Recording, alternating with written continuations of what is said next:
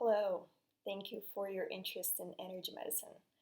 My name is Katerina Kostova, and I wanted to do this quick video today to talk about what energy is, what energy medicine is, and why we should care about it. Simply put, what we know from physics is that energy is all there is. We are all a form of energy, and so is everything else around us. It is simply stored and presented in different forms and at different vibrations. Human bodies, animals, physical objects around us that we need and use on a daily basis are examples of energy that is very dense and it vibrates slowly.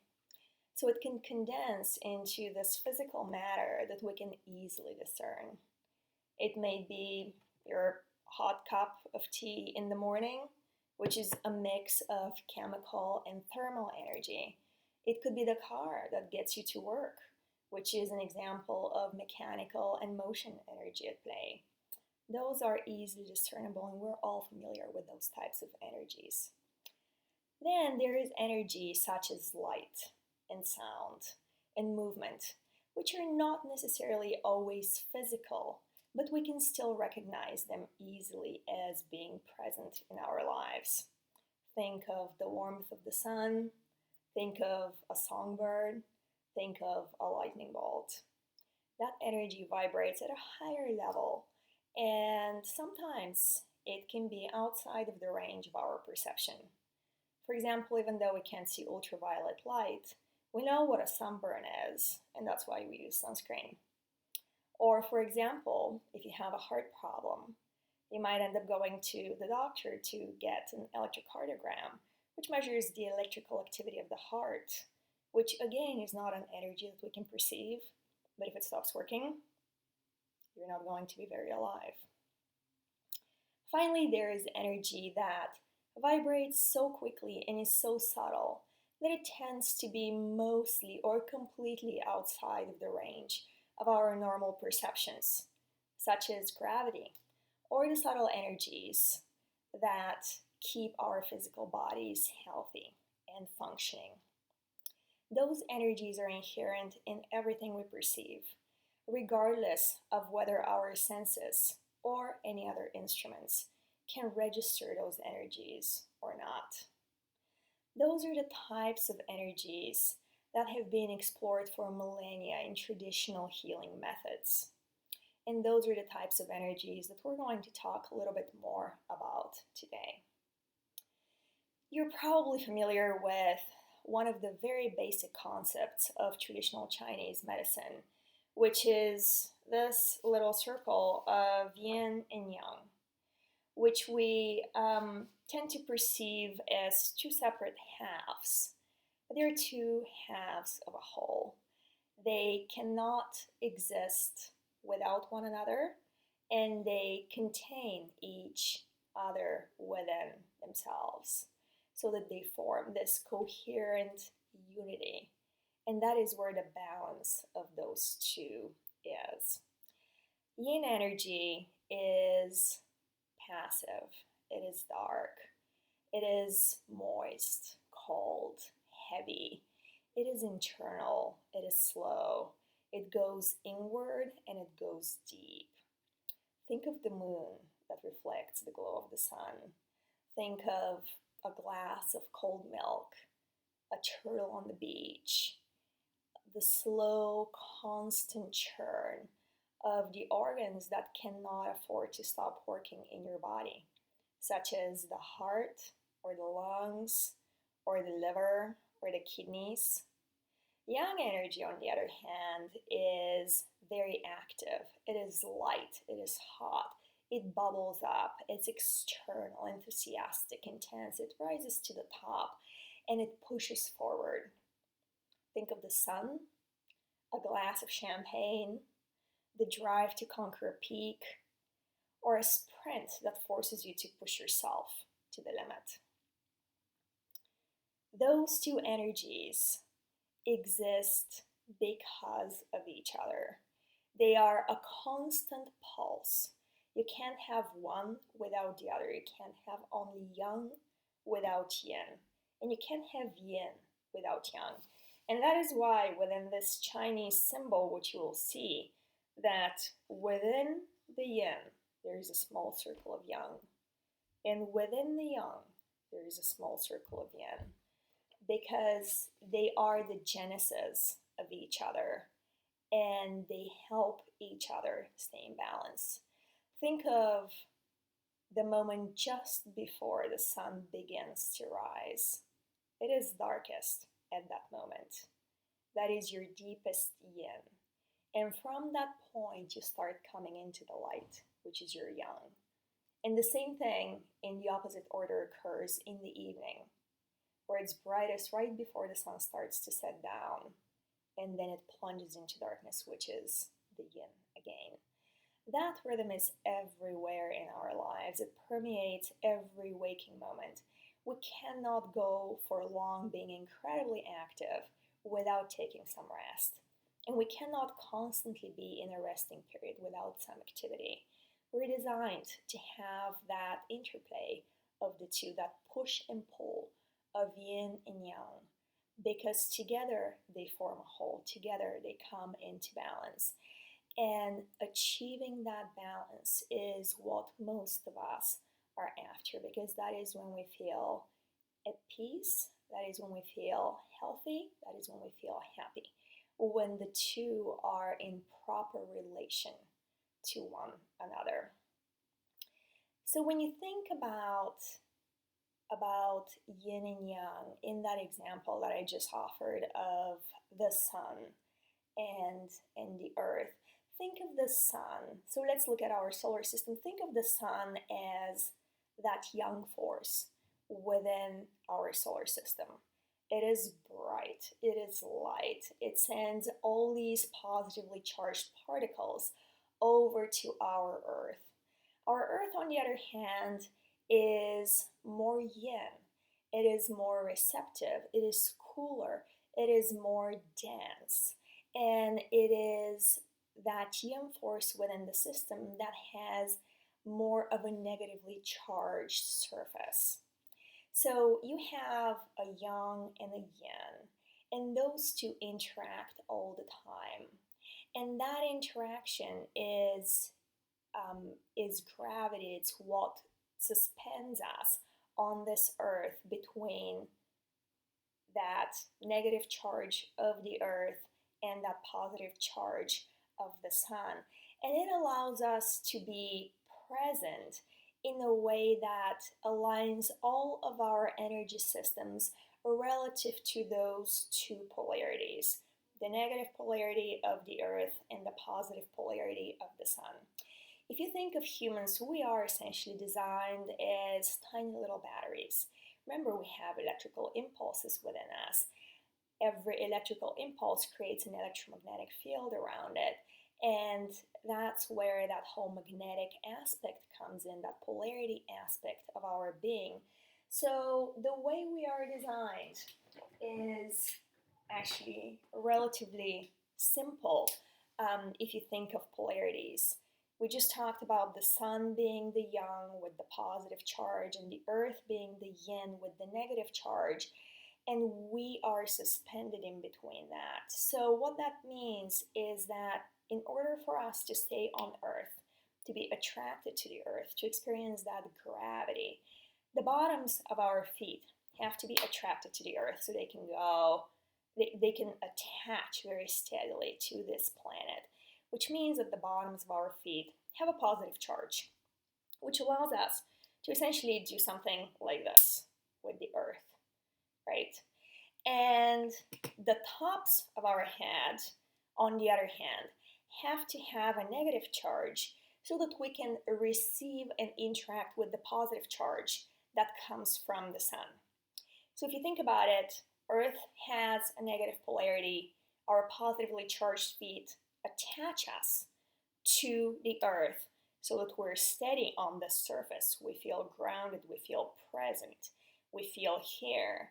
And then from the tops of our heads, that negative charge over here attracts the positive charge that comes from the sun so that we can connect to that other source of energy, which then brings in that more yang aspect of the energy into our bodies. So you've got yin coming in from the bottom, and you've got yang coming up from the top. And they flow directionally. Yin flows from the bottom up, yang flows from the top down. And they meet and they exchange information. And that directionality, that duality of the way in which energy flows is relevant to all of the energy systems in our bodies. For example, we have meridians that have that directional charge to them. We have yin meridians that pull up energy from the earth. They are those streams or rivers of energy that go into the earth and pull up all those beautiful negatively charged electrons into our bodies. They bring that energy from the bottoms of our feet up the front of the body, which is the yin part of the body. It's the softer part of the body that we need to protect more, and bring it up into the torso, bring it up into the core of the body to nourish us. And then we have the yang energy coming up from the sun. That's that positive charge that we receive through our negatively charged heads that comes in and runs along the backs of our bodies, which is the yang side of our bodies. It's the tougher part. It's the part that is able to withstand external influences. If you think of animals, and you imagine a human acting more like an animal, being on four legs, if you will, that outer part that is exposed to the world is the yang part of the body. And the inner part that sort of is more protected is the yin part of the body. So the yang meridians will pull that yang energy coming from the sun into our bodies, all the way down the back, and bring it again into the core of the body and run it off the bottoms of our feet. So those are the ways in which that yin-yang energy manifests in our body. And because energy has that directionality, it has that impulse to move, it needs to be able to do so. It needs to have the ability to maintain that proper flow of yin energy and yang energy. However, our lives sometimes or oftentimes will get stressful, and we will be exposed to situations that will cause our meridians to lose that beautiful flow of energy that they naturally maintain. And that tends to be one of the classic ways in which the body tends to get, the body's energies tend to get disrupted. So those energies, the meridian energies, when they start getting disrupted in some way, we have the opportunity to establish balance within those meridians again. We have the opportunity to restore that natural flow and bring them into balance again. You can work, and we will learn more about this if you're interested in specifics. We will learn how to work with individual points on those meridians, how to trace the meridians themselves, how to tap certain points, how to find different ways to bring them into balance and restore that natural flow of the yin-yang energy into the body. Another way in which the body's energies can get disrupted is through the disconnection of that flow of yin-yang energy that we just discussed, whereby we simply get disconnected from the earth. And this little magnet trick where, our positively charged feet attached to the negatively charged earth simply stops working. And again, that can happen for any number of reasons. We live in a world that doesn't really allow us to spend a lot of time interacting with the earth and nature the way we used to in ancient times, which allowed us to stay connected to that natural flow of energy. Today, we spend the bulk of our time in offices and homes that may be pretty far from the actual earth, from um, the actual soil that we can put our feet on. Even when we go outside, oftentimes we'll wear rubber soled shoes. We'll find different ways of essentially creating a barrier, if you will, between those energies that need to naturally leave the body and move into the earth. Those are the yang energies, and then the yin energies that find their way through our body to feed us. So because of all of these changes to our ways of life, along with the endless amount of stress that we're all subjected to, oftentimes what will happen is we will find ourselves ungrounded, where we cannot receive that nourishing energy from the earth, and we cannot get rid or clear out the excess energy that we may have accumulated from the sun. And when that happens, people often feel like they're not fully present. They have a hard time with being here and now. They find themselves anxious. They find themselves spinning into an endless loop of what I sometimes refer to as closed circuit TV loop, where the same thoughts and the same patterns are constantly present because we don't have our natural way of discharging what is excess, what is too much, that which we need to recycle into the earth, and getting fresh, juicy, yummy energy back up into our system from the earth. There are some very, very simple ways to address that. We can simply spend some time with our feet on the ground, barefoot. We can go and put our backs against a tree and feel what that connection is all about. We can simply grab a stainless steel spoon and rub the bottoms of our feet to get that electromagnetic flow going again through the iron that's contained in that stainless steel. All of these are incredibly simple and incredibly effective. And when we are able to restore that flow of the natural energy, that simple balance, again, of yin and yang, because at the end of the day, it is a balance. It's not about yin or yang being more dominant. It's all in the unity of those two. Then we get back to a place where we feel balanced, we feel healthy, we feel happy. Now, one more thing to know about energy is that energy also likes to move in patterns. Energy has very specific ways in which it likes to move. We already talked about one of those. The directionality, for example, of the meridian flow. There is also another way that is very, very fundamental about the way in which energy likes to move, which is essentially crossing over patterns or crossover patterns. Energy has this tendency to like to weave, and we are designed in this fashion. If you think about the way in which our brains function, right side of the brain controls left side of the body, left side of the brain controls right side of the body. And that connection between the two sides of the brain controlling the opposite sides of the body is really, really fundamental. It's facilitated by the corpus callosum, which integrates that information, including visual information.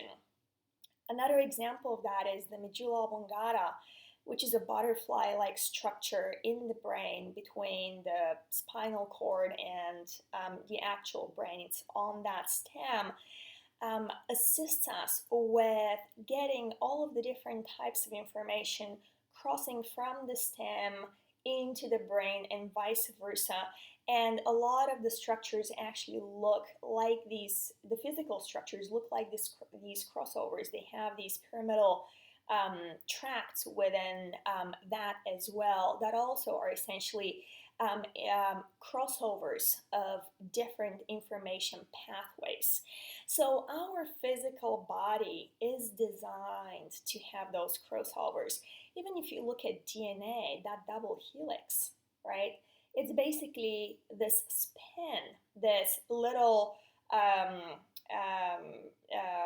stair case, if you will, that's spinning around that contains all the information that we need in order to be here and to fully be who we are. So that is a very, very fundamental pattern in the way our energies move in the body and in the way in which they interact with the world. And those energies have to continue to do that crossover in order for us to stay healthy on a long-term basis. Now, from time to time, for example, let's say if you get sick, if you have had surgery, if you are trying very intensely to learn something that is very difficult, from time to time, those energies will actually stop crossing over and start going in parallel, because that is the most direct path to success, right? However, once that specific event is over, let's say you have gotten better, your surgery has now completely resolved whatever problem you had and you have healed from it, and you have learned that difficult piece of information that you really needed to absorb with a lot of intensity, those patterns are supposed to go back to crossing over. And sometimes they do, and sometimes they don't. And if they don't, and they stay into this parallel track pattern of movement, what happens is something that was adaptive at one point now becomes a maladaptive function of the body. And when that occurs, and the body integrates that as a new habit into its field, it becomes very difficult for us to go back to the way we were before and to feel like we're functioning at 100%. Because basically, when our energies are running in parallel, they're forcing us to function at less capacity than we are if we're fully integrating everything in our worlds. And that is intentional because the body has to focus on one specific way of being. However, after that need has passed, we need to go back to where we were before. And if that doesn't occur, we feel less than optimal. We may feel foggy. We may feel extremely exhausted. We may feel like life is dull. I have no inspiration. I am not feeling like anything is of particular interest to me.